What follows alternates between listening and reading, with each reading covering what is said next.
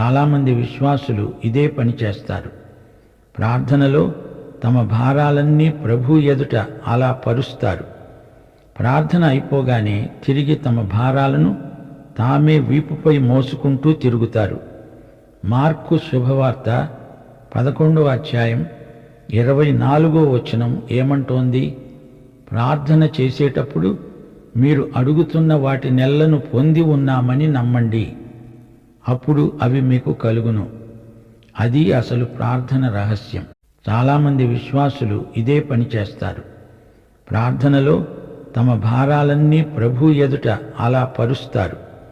ప్రార్థన అయిపోగానే తిరిగి తమ భారాలను తామే వీపుపై మోసుకుంటూ తిరుగుతారు.